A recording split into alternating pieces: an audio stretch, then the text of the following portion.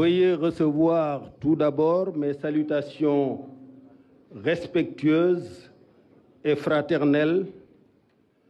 appuyées par mes remerciements pour l'opportunité que vous nous offrez de participer à ce dialogue national qui, comme vous l'avez dit, fait partie de l'ADN de notre pays. Autorisez également que j'étende mes salutations au président de l'Assemblée nationale, à votre Premier ministre et son gouvernement, à la présidente du Haut Conseil des collectivités territoriales, ainsi qu'à mon remplaçant récent au Conseil économique, social et environnemental, le frère Abdoulaye Daouda Diallo. Vous me permettrez également d'étendre mes salutations aux autorités religieuses du pays, au patronat, aux syndicats, ainsi qu'à mes collègues leaders de partis dans l'opposition. À tous, je dis salam, rahma et baraka, c'est-à-dire paix,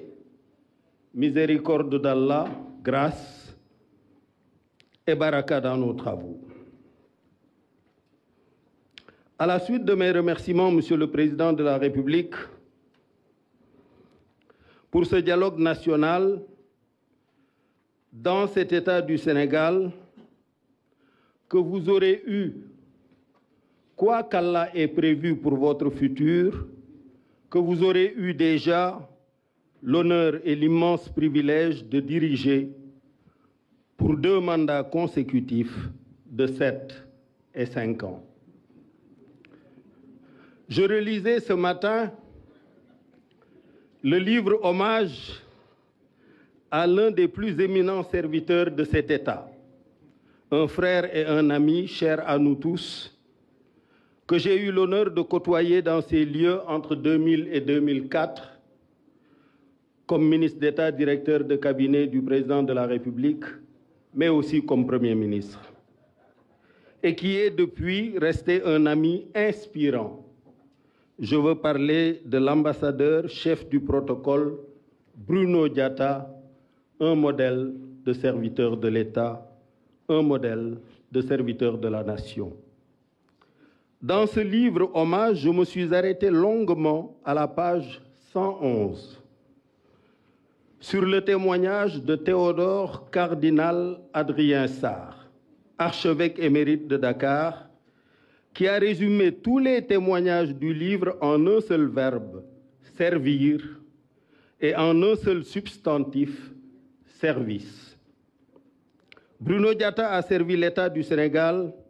auprès de 4 présidents de la République. Tous ont unanimement reconnu sa discrétion,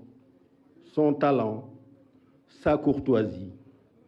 Il était devenu le visage dans le monde de la teranga sénégalaise. Notre devoir à tous, à vous, Monsieur le Président de la République en premier, est de rester fidèles et loyaux à ces 2 mots, dans chacun de nos actes et dans chacune de nos paroles. Le verbe servir et le substantif service. Le cardinal Adrien Sarr s'est interrogé ainsi: et si nous avions fait et faisions tous comme Bruno, bien sûr, que serait et où en serait notre pays aujourd'hui? Si chaque leader politique, chaque femme, chaque jeune, chaque ouvrier, chaque patron faisait sien ces 2 mots, servir et service, notre pays serait-il sous la menace de jeunes en colère, manipulés par des leaders politiques qui s'en servent comme bouclier pour leur propre ambition, ou serait-il en chantier partout, dans des champs de céréales, de maïs, de fraises, de papayes, de mangues, d'oliviers, de palmiers et cocotiers, dans des chantiers pour construire des habitats et fournir des logements sociaux à nos concitoyens, dans des chantiers pour s'occuper de doter nos concitoyens d'un environnement sain, de rues propres, de déchetterie organisée, de déchets traités, de points d'eau, de salles de classe, de postes de santé, de pistes de production, d'industries de transformation de nos fruits casamancés en jus et autres délices naturels que nous exporterions après avoir satisfait la demande nationale. Servir, service, deux mots que j'ai retrouvés en 1989 devant l'enceinte de la Woodrow Wilson School of Public and International Affairs de l'Université de Princeton, où il a été écrit « In the service of the nation, in the service of humanity », au service de la nation, au service de l'humanité. Et notre foi nous y invite également. Jésus-Christ, évoqué tout à l'heure, donne une illustration de ces paroles dans le geste du lavement des pieds de ses apôtres.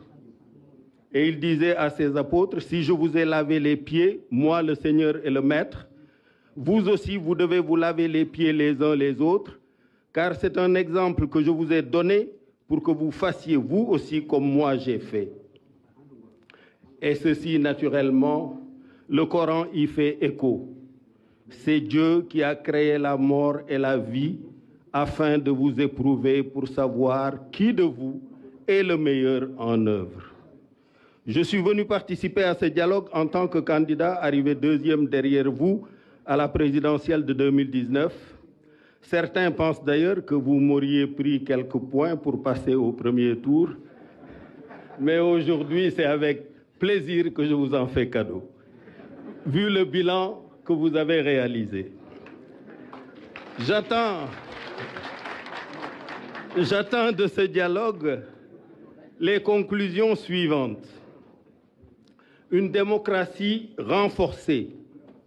des élections claires, libres, transparentes et inclusives,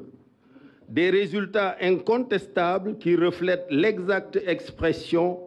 de la volonté et du choix du peuple sénégalais, seul habilité à décider à qui il confie son mandat. Et tout ceci sans aucune entrave. Je convoite d'Allah le Tout-Puissant qu'il préserve le Sénégal, sa paix, son hospitalité, sa teranga, sa tolérance et sa concorde religieuse qui sont notre projet de société. Qu'il préserve ce Sénégal de toutes les menaces multiformes que vous avez évoquées et des tensions et tentations funestes qui secouent notre sous-région. Je vous remercie pour votre attention. Merci beaucoup, monsieur le chef de l'opposition, c'est ça? C'est contesté, apparemment. C'est bon, hein? Non, c'est donc il faut calibrer. Non, non, je continue.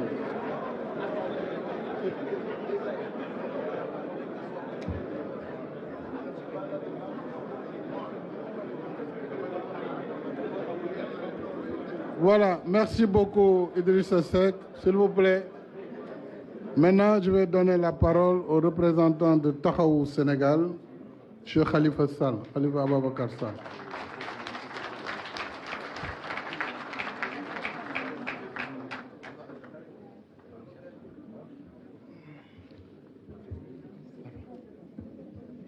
Je remercie M. le Président de la République. Monsieur le Président de la République, Mesdames et Messieurs les responsables des institutions, Monsieur le Premier ministre, Mesdames et Messieurs, chacun, chacune en ses titres et grades, je voudrais vous saluer et vous dire le plaisir qui est mien à me retrouver ici parmi vous pour parler du Sénégal. Idrissa s'étant exprimé en français, je vais moi alterner. ma wax ne maa ngi am mbégte bu baax pour ñëw ci daje bi fekke ko. Je suis membre du F24. Je suis membre de Yewwi Askan Wi. Et pourtant, je suis à ce dialogue-là en tant que Taxawu Sénégal. dama ñëw bokk ci dialogue bi parce qu'il s'agit du Sénégal. dama bokk ci dialogue bi parce que je fais partie dans cette salle de ceux qui pendant longtemps et toujours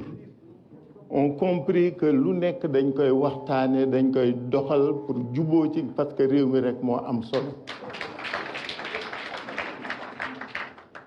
Monsieur le Président, Mesdames et Messieurs, je suis membre de l'opposition que vous dites radicale. Aujourd'hui, cette frange de l'opposition n'est pas ici. Lu tax nekk fii war nañu interpeller ku nekk ci ñun. Je vais essayer de tenir les 3 minutes. Les 5 minutes alors. Lu tax ñëwuñu mooy moom moo am solo loolu la ñu war waxtaane parce que dialogue yi am yépp ñëwoon nañu. Pourquoi la défiance bi ñu manifester? Pourquoi le doute bi ñu manifester ba tax tey ñëwuñu man rek ma ñëw ci Yewwi Askan Wi fekke et j'assume ça. Pourquoi, Monsieur le Président, loolu la ñu war réfléchir parce que du guleet ñu dialogue du guleet ñu toog di wax daan na ñëwuñu ñu bari liñ lay wax mooy dara beesu fi y a aucun sujet nouveau bu fi bees ñu ngi ci dialogue bi depuis toujours ñeent ak juróomi problème yi nga xam ni moom moo amal solo dañ ko waxtaane waat ko te amul solution moo tax ñu bari ci ñoom ni ma ñun duñu dem man leen déet waxtaan nag moom du am tàyyi du am sonn da ngay waxtaan rek di ngeen juboo ñun loolu la ñu gëm moo tax ñu ñëw fii. Monsieur le Président, la question du 3e mandat du lu bees il faut que ñu waxtaane ko mënul ñàkk que ñëpp bokk ci élection bi mënul ñàkk ñëpp bokk lu war la que parrainage bi nga xam ni problème la fii day indi dissension il faut que ñu waxtaane ko mënul ñàkk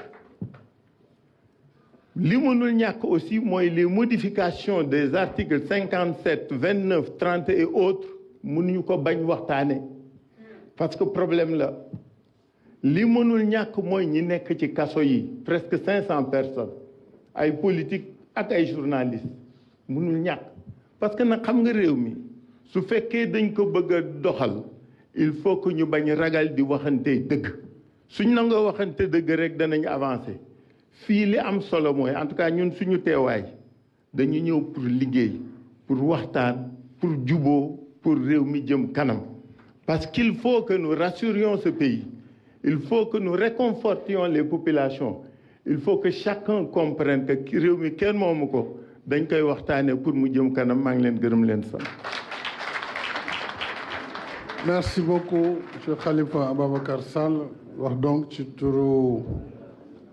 Taxawu Sénégal mais aussi nekk membre de Yewwi Askan Wi et di F24 nag xamaguma lu mu doon lu muy tekki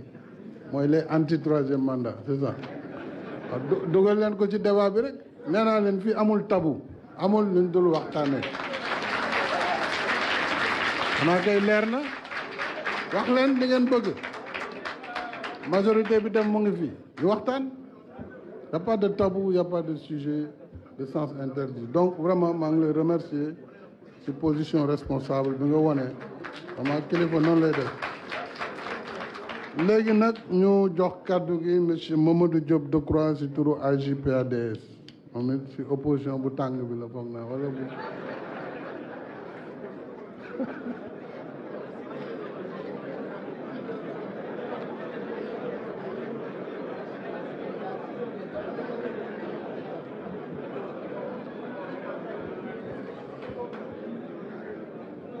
Monsieur le Président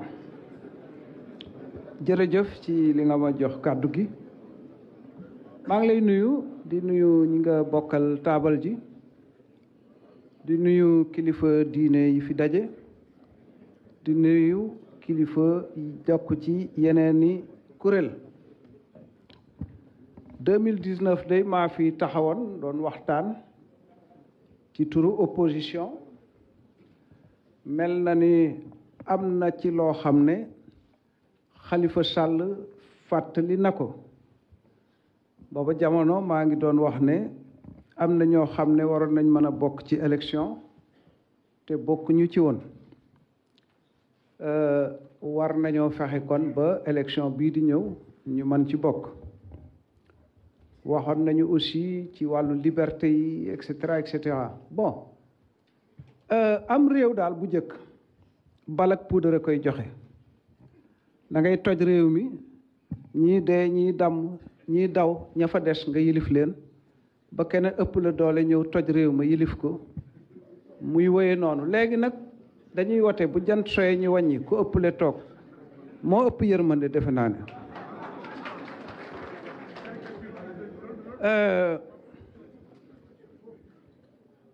élection dafa am solo parce que c'est la procédure de dévolution démocratique et pacifique du pouvoir suñu mànkoo ci règle yi rek réew mi dina mën a dal réew mi nag xaw naa jaxasoo mais man jàpp naa ne yow président yaay responsable de affaire bi nu mu mënti demee moom dañ naan yow a parce que sécurité ak stabilité ak paix yow yaa ko yor ci Sénégal j'espère que di nga ko assumer jusqu'au bout assumer bi nag évidemment bari na ay dimension élection dialogue bi daaw jéeg pare woon na presque yaakaar naa ne mën na bañ a yàgg commission yi bu ci nekk toll woon na ci def rapport final kon defe naa bu ñu toogee finaliser mbir yooyu réactualiser ci commission politique li ñu war a waxtaane je crois que mën na bañ a yàgg te mën na efficace te mën na joxe résultat yaa ngi fàttaliku bi ma ñëwee fii damaa wax bay dem dikkaat daal di ne am na bu ma fàtte woon de 3e mandat après ma ne la mais du ma ci wax dara ndax yow ci sa bopp tontu nga ca léegi nee nga nañ ko waxtaane man defe naa ne mën nañ koo waxtaane waaye daal problème bi defe naa ne mën nañu accuser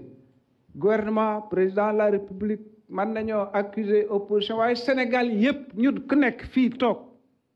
am na noo war a seete sa bopp et si on ne règle pas ce problème-là on ne s'en sortira pas parce que ku nekk jàpp nga ne problème bi ña ca desa waaye du yow waaw loolu suñ ko doxalee noonu nu muy dem fàttali naa bërki démb ab télévision xaw ma ban la dañoo filmer benn waay muy tuur ndox ci mbedd mi ba pare ñu kar ko fële ne ko sa waay affaire yi noo xamee ñooñu ñiy tuur ndox ci mbedd mi mu xaacu du yoon du dëgg Sénégal nangam te sànq rek def na ko alors ça je pense que war nañ koo waxtaane maa ngi leen di gërëm di leen sant merci.